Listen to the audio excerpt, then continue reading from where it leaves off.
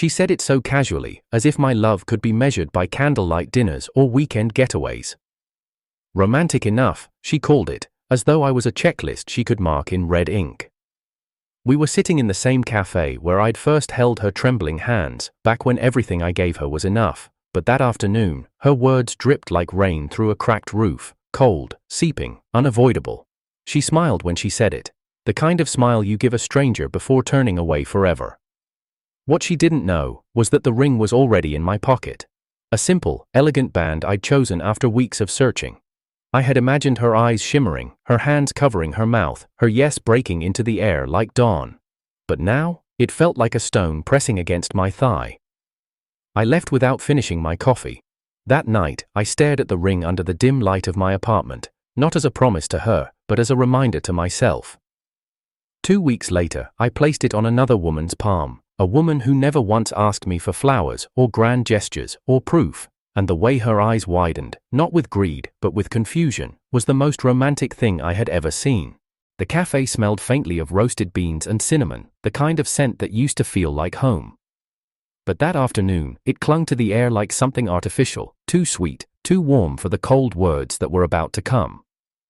We sat across from each other, a small round table between us, the coffee she ordered already cooling in its cup. She hadn't taken a sip. The foam on top sagged, bubbles collapsing one by one, a quiet metaphor for us. She leaned back in her chair, the legs scraping softly against the worn wooden floor. Her eyes found mine briefly before drifting past my shoulder, toward the window where people hurried through the grey drizzle outside. "You're comfortable," she said at last, her voice flat, like she'd rehearsed this in her head a dozen times, then her lips curled into something that wasn't quite a smile. But not exciting, not romantic enough. I stared at her, not sure if I'd heard her right. My fingers tightened around the ceramic cup in front of me. Steam no longer rose from it. I could feel the warmth slipping away, just like everything else. Romantic enough, as if love was a competition of candlelit dinners and elaborate surprises, as if the nights I held her through her anxiety, the mornings I cooked breakfast when she overslept, the letters I wrote but never gave, none of that counted. She tilted her head, studying me as though expecting me to defend myself. I didn't. My tongue felt heavy, my throat tight. Her phone buzzed on the table. She glanced down, quick and instinctive. A name flashed across the screen, not mine. I caught it before she turned it face down. My chest tightened, but I said nothing. "What?" she asked when she noticed my eyes on her phone. There was a sharpness in her tone, like I was the one intruding. I shook my head. Outside, a bus pulled to the curb, its doors opening with a hiss. The sound felt louder though, and her voice, louder than my thoughts. I realized I was holding my breath. We sat in silence for a while. She stirred her coffee absent-mindedly, not drinking it, not even looking at me. Every swirl of the spoon sounded like a clock ticking down to something inevitable. When I finally spoke, my voice was quieter than I expected. "Is that all?" Her eyebrows lifted slightly, as if surprised I wasn't fighting. "I guess it is," she said. "I just need more." I almost laughed. More. The word echoed in my head like a cavern. More of what? More than the years I'd given, more than the plans I'd made, more than the ring burning a hole in my pocket right now? She didn't notice my hand slip under the table to brush against the velvet box in my coat. I'd carried it for weeks, waiting for the perfect moment. A walk by the river, a quiet rooftop. Maybe even here. But now it felt like a weight I couldn't put down. We stood up at the same time. I watched her smooth the sleeves of her coat, her eyes already somewhere else. She walked ahead toward the door, pushing it open without looking back. The cold air hit me as I stepped outside, sharper than I'd expected. Rain had started to fall, not heavy, just enough to blur the streetlights and turn the pavement into a mirror. I followed the reflection of my own figure in shop windows as I walked home. I didn't recognize the man staring back at me. His shoulders were hunched, his hands were buried deep in his pockets, one clenched around a ring he'd never give. The city moved around me, oblivious. People with umbrellas passed by, their faces hidden. The rain soaked into my collar, my hair, but I didn't hurry. Each step felt deliberate, like I was walking away from something I'd been carrying for too long. When I reached my apartment, I stopped under the buzzing street lamp outside my door. The light flickered, casting my shadow long and crooked across the wet sidewalk. I pulled out the box and opened it. The ring caught the light, a small circle of promise that had nowhere to go now. I stared at it, the street lamp's glow trembling over the gold. I wondered if love could really die this quietly. No shouting, no slammed doors, no dramatic tears. Just a sentence over coffee and a phone turned face down. And standing there, rain gathering in my hair, I realized the answer was yes. It could die without a sound.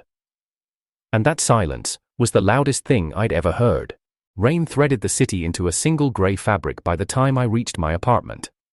I hung my coat, set my phone face down on the counter, and turned on the lamp that softens everything it touches. The light fell in a quiet circle on the table, and in that circle I placed the velvet box I had carried like a heartbeat. The hinge creaked when I opened it, the sound too old for something so new. Inside, the ring lay still, small and exact, as if made for a promise my voice couldn't reach anymore. I watched it gleam and felt how silence can be sharper than anything spoken. It was simple on purpose, no cathedral settings, no shimmering constellation, just a clean band with a patient stone, the kind of beauty that grows in the mind the longer you look at it. I had chosen it because I thought love should feel like breathing, not fireworks. Under the lamp, the stone held a pale moon, and for a moment I could see what I'd imagined, her hands trembling, a tear she wouldn't let fall, the air breaking into yes. The thought arrived and then left like a bird that doesn't trust your open palm. The room stayed, and so did the ring, and so did the emptiness between us. Her words replayed with cruel clarity.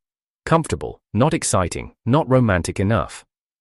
I pictured her laughing with friends, shrugging at my name as if it were a sweater she'd outgrown. I could almost hear their replies, "You deserve more, you deserve the chase," like a chorus teaching her the script for leaving. My chest tightened, not with anger, but with the feeling of being misread in a language I wrote with dinner plates and late-night drives and a quiet hand on her back when panic spun her breath thin. I turned the ring with my fingertips and realized how easily the world confuses spectacle with devotion. I pulled a notebook from the drawer, the one where I keep receipts that still smell like streets and train stations. On a clean page I wrote her name, then crossed it out. I wrote a letter I wouldn't send. I told her about the nights I'd practiced asking, about the thread I used to measure her finger when she fell asleep on the couch, the way the thread trembled between my hands as if even it understood what forever costs. I told her I'd rehearsed silence more than speeches, because real love breathes in the spaces between words. When I stopped, ink pooled at the period like a tiny lake. I tore the page free, folded it once, and set the ring on top of it. This was the first thing it ever held for us. A goodbye that still wanted to stay. Memory found me with its gentler teeth. It showed me a night in spring, the window open, the city tasting like rain and street food. She'd fallen asleep mid-sentence, the book her pillow, the thread of her voice drifting into dreams. I'd wrapped a slip of cotton around her finger then, a thief of measurements, and laughed without sound at the thought that love could be quietly precise. For a moment, recalling it, I felt close to her again, like placing my palm against a door she stood behind. Then the door remembered itself, and the room remembered the rain. I took the ring to the sink and rinsed it, ridiculous as that was, letting water bead and break over the stone. Cold ran over my knuckles, stinging them awake. There was no engraving inside the band yet, no date, no initials, only an empty curve asking for meaning. I dried it with the dish towel with tiny lemons on it because she liked that one, or used to, and that small betrayal of habit made my throat tighten. I held the unmarked circle against the light and understood why it felt heavier. It wasn't a promise anymore, it was a ledger of gestures no one counted. The window fogged with the heat of the room against the winter outside. I slid it up and leaned out into the rain. The city below hissed and glittered, traffic lights smearing their colors along the wet. I placed the ring in my palm, opened my fingers, and let the night consider it. There is a clean logic to throwing things away. A drop of water collected in the setting, a small, bright eye. I imagined the arc, the sound it would make against the concrete, the way some stranger might one day find it and make a different promise entirely. My hand closed without my permission. Not yet, not like this. Mercy to myself for once. Back inside, I wiped the sill and watched my breath lay a brief ghost on the glass. I took a book from the shelf, a collection of letters from a writer who believed patience was a form of bravery. Between 2 pages I'd underlined in college, I tucked the folded letter. Not to preserve it, but to trap it. Words can be too alive if you let them roam. I slid the ring box beside the book, then moved it again, unable to decide where to store something that used to be a future. The room felt new without her in it, which is another way of saying it felt wrong. I picked up my phone and opened our thread. The last message from me was a question with no question mark. Safe, easy, offered like a coaster under her glass so the table wouldn't stain. The last message from her was a sticker with hearts exploding out of a cartoon mouth. I scrolled up to the photos, a river, a dish she loved, my hand holding a paper crane she made when boredom pressed on a long train ride. I archived the conversation and the app asked if I was sure, as if certainty were a thing a person could keep in a folder. My thumb hesitated, then moved. The screen went blank. The blankness said more than her last message did.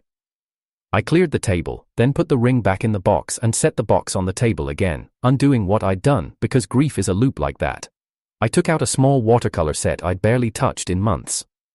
I painted the ring exactly as it lay, a quiet circle, a single lamplight trapped in its eye. I painted the coffee stain beneath it, a wet brown halo like a solar eclipse. I painted the torn edge of the letter, the lemons on the towel, the condensation on the glass. When the paper buckled with damp, I pressed it flat with my palm until the warmth smoothed it. I dated the corner and wrote one line at the bottom, "Proof is not spectacle." I pinned it to the wall. The wall accepted it without judgment. Thunder grumbled far away, and the radiator clicked the way radiators click when they're trying. I pulled a blank card from a stack I keep for holidays I never remember on time. I wrote a single sentence inside, and I wrote it slowly, as if the ink needed to be convinced, for the one who never asks me to prove it. I slipped the card beneath the ring in the box. The gesture felt both foolish and exact, like placing a key under a doormat when you don't own a door. I closed the lid and the hinge didn't creak this time. The box looked ordinary again, which is how extraordinary things pretend to survive. Midnight loosened the building into smaller sounds. A neighbor practiced piano badly, stopping and starting the same phrase until the notes turned to questions. I lay on the couch with the ring box on my chest and listened until the music arranged my breath. I thought of proposing and then of not proposing and then of how, sometimes, survival is just the act of choosing to stay awake. The lamplight pooled on the ceiling like a shallow lake and I watched it ripple when a car passed outside. I told myself that tomorrow I would call the jeweler to cancel the engraving appointment I never made. It felt like the kind of lie that helps a person stand up. When I finally rose, I set the ring box on the windowsill. The glass wore a thin sheen of rain that the wind kept trying to erase. I touched the lid with my fingertips and whispered a name that no longer belonged to it, and the word curled and fell like a burned edge. I left the lamp on and went to wash my face, the cold water refusing to become anything else. In the mirror, I looked like someone I used to know. In the other room, the box sat in its little square of light, quiet as a held breath. And beneath the closed lid, a sentence waited for a person I hadn't met yet. Days slid past like rain down a bus window, each one tracing the same path until the city blurred. Her messages arrived after midnight now, spare and efficient, like receipts. Busy today. Sorry, fell asleep. Another time. They were sentences that ended rooms, not opened them. I stared at the dots when they appeared, at the way they pulsed like a small heart pretending to live, and learned to hear what didn't arrive. The silence started speaking fluently.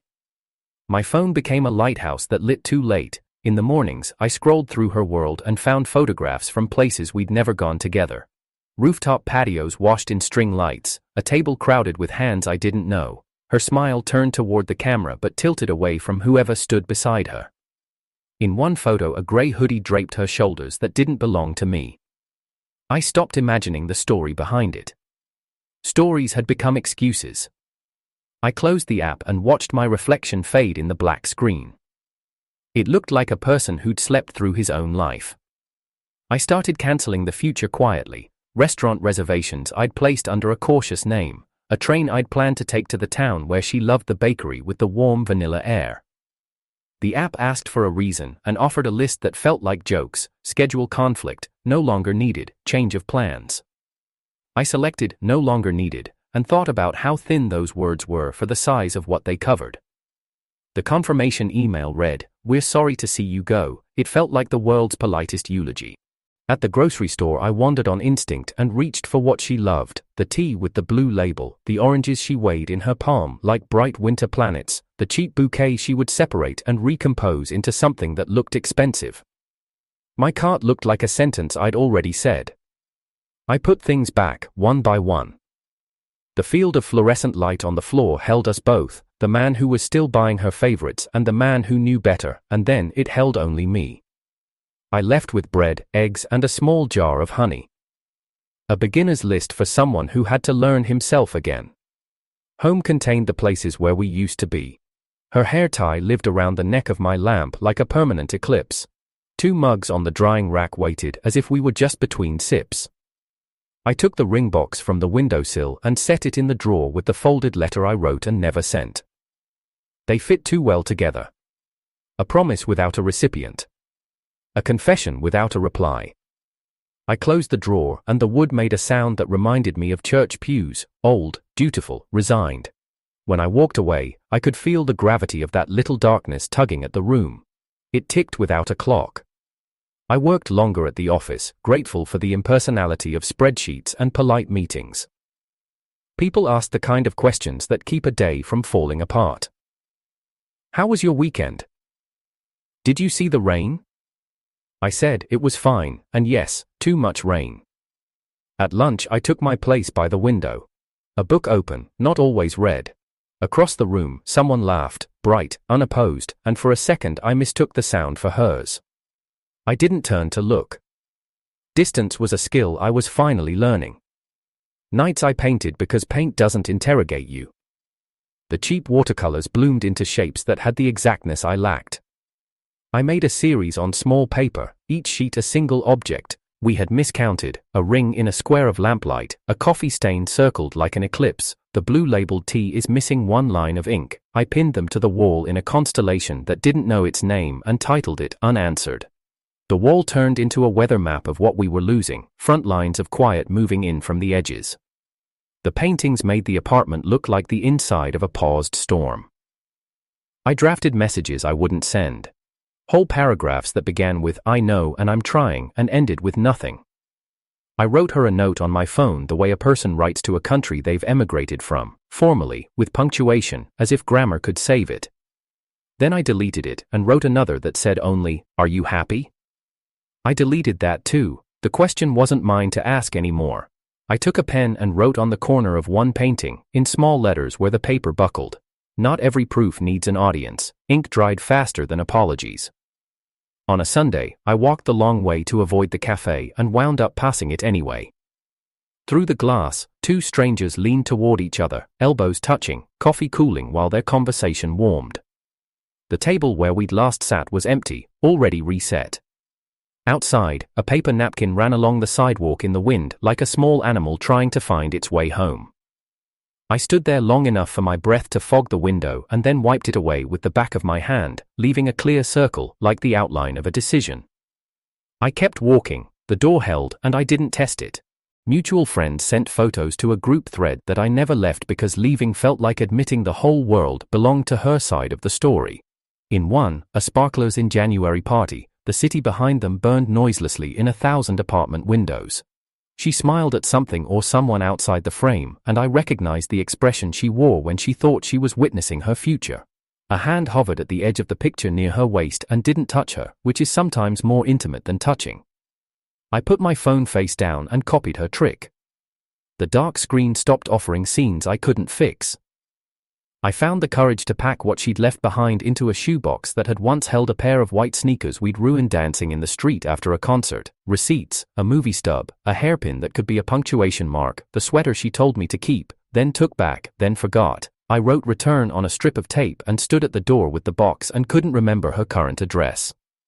That was the point, I realized. People become unaddressable before they ever move out. I placed the box beside the coat rack. It looked like baggage, and even the word felt tired. The weather broke and came back twice in the same afternoon. The sun warmed the floorboards and then the sky pulled a gray sheet over everything again.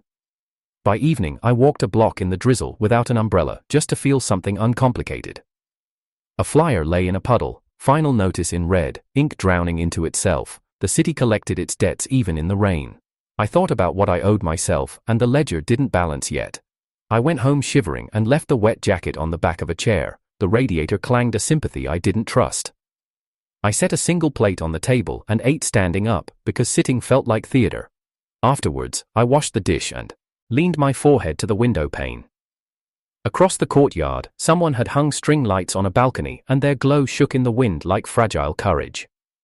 My phone lit the dark of the room, sudden and white, her name. One ring, then another. I stared at it, breath held the way you hold it when you are underwater and measuring the remainder. The sound folded the distance between us into a narrow hallway I could walk in 3 steps. I didn't move. The rings kept coming, soft and insistent, as if the night itself were knocking. I let it ring. And in the space after the last vibration died, the apartment listened with me for what would live in the silence next.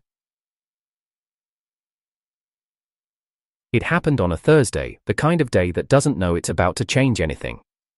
The sky was neither blue nor grey, the air neither warm nor cold. I was sitting on the edge of my bed, folding laundry with the slow precision of someone avoiding their own thoughts, when my phone buzzed. Her name lit the screen, pale and ordinary. Her voice was calm when I answered, too calm, the way people speak when they've already decided on the ending. There was no hesitation, no winding path to the point. I think we should see other people. The words floated in the air between us, but they weren't sharp, they were weightless, like ashes drifting down after a fire has already eaten everything worth burning. I could hear the faint hum of her background, traffic, maybe a coffee machine. She wasn't at home, she never seemed to be anymore. I said, okay. That was it. No breathless protest, no last-minute plea, no list of reasons why she was wrong. I didn't even ask who else there might be. Her silence after that stretched long enough for me to know she was waiting for me to fight for her, for us, for something already hollow. But I had nothing left to offer. When she finally exhaled, it was soft, almost disappointed. I thought you'd say more. I didn't. We hung up without a goodbye. The call ended with a single, flat click. For a moment I kept the phone pressed to my ear, listening to the absence of her, the dial tone that wasn't there. It was strange, how endings don't echo, how they can vanish the second they're spoken. I set the phone on the nightstand, screen down, and sat still, waiting for the room to feel different. It didn't. The same lamp cast the same pool of light across the same floorboards, the same clock ticked with the same stubbornness. Only the air seemed to shift, not heavier, not colder, just quieter, as if the apartment itself was relieved to be excused from hosting our exhaustion. I walked to the kitchen. The mug she liked, chipped on the rim from a drop neither of us admitted to, sat in the drying rack. I ran my thumb over the chip and placed it in the cupboard. It didn't rattle against the others the way it used to. The silence had a strange shape to it now. Before, it had been full of the weight of unsaid things. Now it felt emptied out, like a room swept clean after a long stay. There was no urgency in it, no threat. It was kinder than her voice had been in weeks. Outside, the streetlights hummed to life. I watched from the window as they painted thin gold pools on the wet pavement. Somewhere down the block, a couple laughed, loud, unself-conscious, the sound rolling up to my window like a tide I was no longer part of. I closed the curtain. I thought about the first time we spoke on the phone, years ago, how her voice had been brighter, unguarded, how we'd talked until dawn as if time were something we could stretch between us like a blanket. That night, I'd fallen asleep with the phone pressed against my cheek, her breathing in my ear like the ocean. Now, it was as though that ocean had dried up quietly while I wasn't looking. I sat at the table and took out the ring from the drawer. It lay in my palm, cool and weighty, a thing meant to be offered, not stored. I imagined sliding it across the table to her, imagined the way her eyes might have softened, if they ever would have. Then I imagined her saying what she said today, only after the ring was hers. The stone looked different under the kitchen light, less like a promise and more like a question I'd never get to ask. I put it back in the drawer, next to the folded letter she'd never read. The wood groaned as I closed it, sealing both away like evidence from a case that would never go to trial. The hours moved without asking me to follow. I made tea I didn't drink, I washed a dish that wasn't dirty, I turned the lamp on, then off, then on again, as if the right lighting could make the room less empty. The city outside whispered in car horns and tires on wet streets, and I let the sound fill me without meaning. When midnight came, I lay on the couch instead of the bed. The couch had never been ours. It was mine before I knew her, mine after.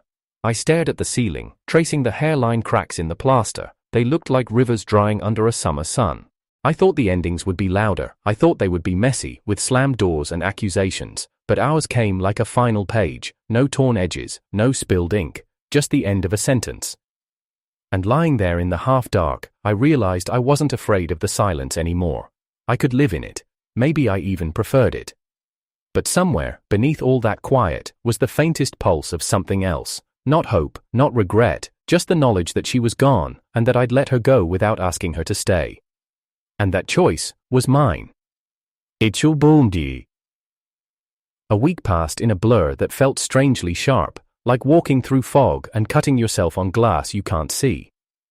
The days were measured in coffee spoons and the muted glow of my computer screen. I kept my head down, moving between my desk and the break room, speaking only when work required it. Silence had become the only language I trusted. Then, one Thursday afternoon, I walked into the building lobby and saw her.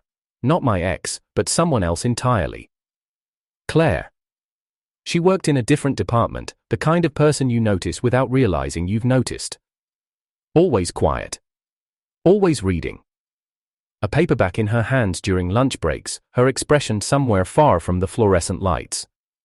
I'd passed her dozens of times before, but that day she looked up and caught me mid-step. "Hey," she said, her voice carrying no weight of expectation, just a greeting, simple as bread.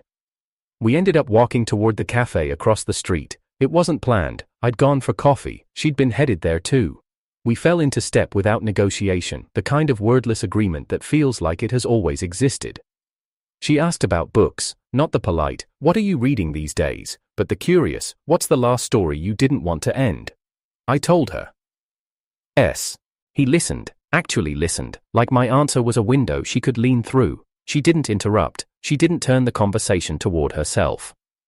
We talked about coffee next, how she preferred it black but with cinnamon, how I sometimes drank mine cold even in winter.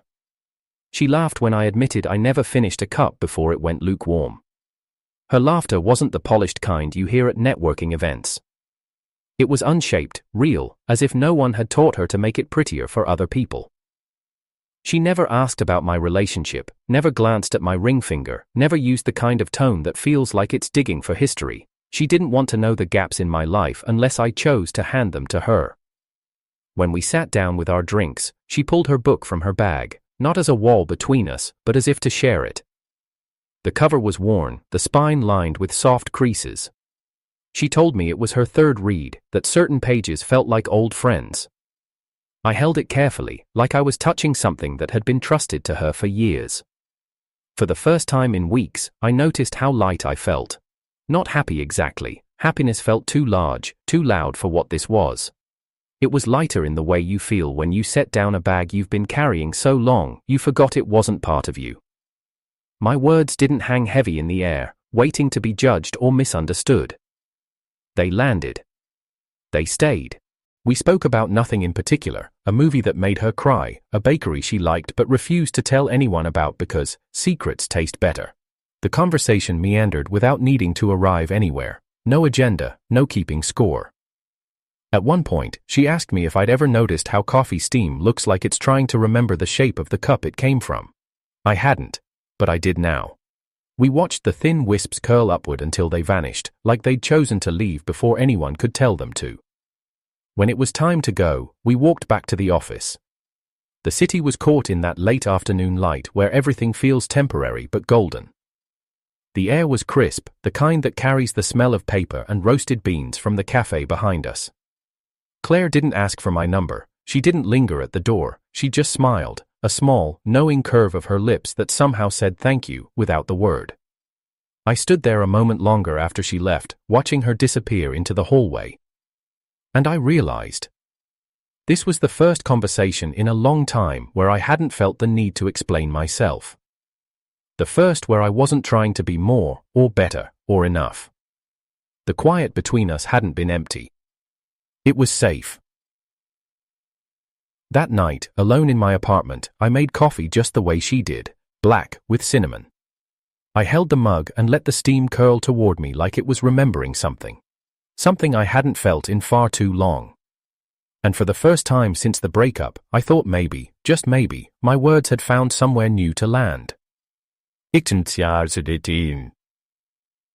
That night, the apartment felt different, not louder, not quieter, just poised, as if it was holding its breath with me. The streetlight outside painted long, trembling shadows across the floorboards, and the hum of the radiator sounded almost like a heart that didn't to know if it should keep going or stop. I sat on the edge of the bed, elbows on my knees, staring at the drawer across the room, the one that had kept the ring for weeks, untouched, like a sealed envelope from a sender I couldn't face. My fingers tapped against my leg, restless, until I finally stood and pulled the drawer open. There it was. Velvet box. Small. Too small for how much weight it had carried. I picked it up slowly, like something fragile that might shatter if I opened it wrong. My thumb traced the edges before I lifted the lid. The ring caught the lamplight. It was still beautiful. In that quiet way beauty can be, without needing to announce itself. But tonight, it didn't look like a proposal. It didn't look like a promise. It looked free. I hesitated, the metal warming in my palm. It wasn't about love anymore, not the kind I'd once imagined with candles and vows and a yes that echoed. It was about something smaller, quieter, gratitude. Gratitude for a conversation where I hadn't been measured against a checklist. Gratitude for someone who let words rest in the air without dissecting them. For someone who didn't need me to prove my worth in roses or rooftop dinners. My chest felt lighter as I closed the box. I didn't give myself time to overthink. I didn't write a speech in my head, didn't rehearse how I would hand it over. I just slipped it into my bag, between my notebook and the paperback I'd been carrying for weeks. No flowers, no champagne, no perfectly timed sunset, just a ring in a box in a bag, the way you might carry a book you plan to lend to a friend, or a photo you want someone to keep. I zipped the bag and let my hand rest on it for a moment, not in hesitation, but in recognition. This wasn't the gift I'd once planned, it was something simpler, and maybe, because of that, it meant more. Outside, the rain had started again, soft against the glass. I thought of the steam curling from Claire's coffee earlier, the way she'd said it looked like it was remembering the shape of its cup. I wondered if gifts could remember the shape of the love they were meant for. Maybe this ring would. And maybe that was okay.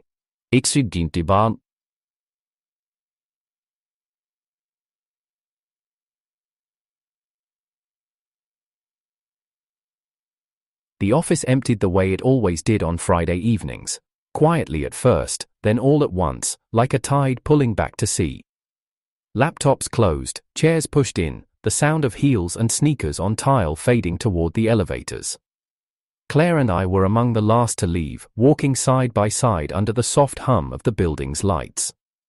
She carried a book under her arm, its spine worn in a way that suggested she'd been somewhere inside it all day. I carried my bag, the weight of it feeling different now that the ring was inside. My hand brushed against the zipper every few steps, as if to confirm it hadn't vanished. Outside, the air was cold enough to sharpen your breath. The streetlights had just blinked on, each one casting its own fragile circle of gold on the pavement. We paused at the crosswalk, the world holding still except for the flicker of traffic lights ahead. I reached into my bag before I could lose my nerve. The velvet box felt smaller than I remembered, as if the act of deciding had made it less of a burden. I turned to her and held it out in my palm. She blinked, first at the box, then at me, her brows drew together. "What's this?" "A ring," I said, my voice steady in a way I didn't expect. "No reason, no conditions, just because." She didn't take it immediately. Her eyes searched mine, like she was trying to see the hidden joke or the unspoken request, but there was none. Finally, she reached out and took the box, her fingers brushed mine, warm against the air. She opened it slowly, almost cautiously, as though expecting something fragile enough to disappear if she looked too quickly. The streetlight caught the stone, making it blink once like a startled eye. Her breath caught, not in excitement, not in the bright cinematic way proposals are supposed to go, but in something softer, quieter. Disbelief. "I don't understand," she whispered. I smiled, not because I had a perfect answer, but because there didn't need to be one. You don't have to. She looked at me for a long moment, the box still open in her hands, the city moving around us like a film we weren't part of. And in that space, between her confusion and my certainty, I felt the strange, unexpected warmth of giving something away without losing anything at all. Somewhere behind us, the crosswalk signal turned green. Neither of us moved.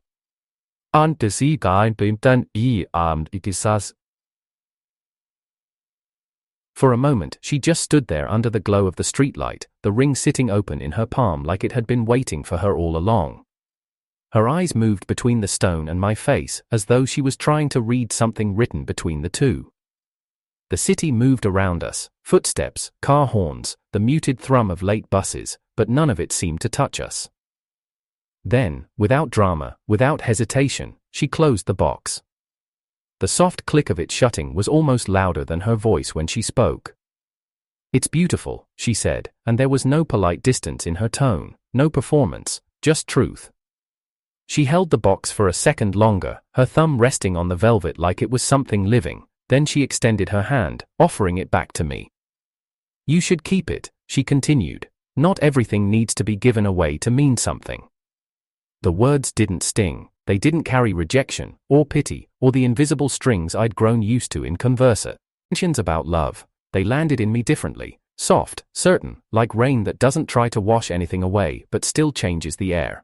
I took the box back slowly, feeling the weight of it settle into my palm, but it didn't feel heavy anymore. It didn't feel like a reminder of what I'd lost, or the cruel proof of a love that had failed. In her refusal, there was no closing of a door, just the quiet acknowledgement that some things can keep their meaning without being passed from one hand to another. We crossed the street then, walking without rush, her shoulder brushing mine once in the way that people do when they're comfortable in silence. I didn't need to fill it. She didn't either. Somewhere above us, the windows of tall buildings glowed with lives we'd never know, like constellations arranged by strangers. At the corner, she smiled, not the kind you give out of habit, but the kind that says, "I see you, exactly as you are, and that's enough." Then she turned toward her bus stop, leaving me with the box in my coat pocket, the streetlight fading behind me. When I got home, I placed the ring on the table. This time, I didn't hide it away in a drawer. I let it rest in the open, catching the lamplight, unafraid to be seen. It was no longer a gift for someone else, it was a marker in my own story, not about who left, but about who I've become. And maybe, I thought, as the quiet settled around me like a warm coat, that was the most romantic thing of all.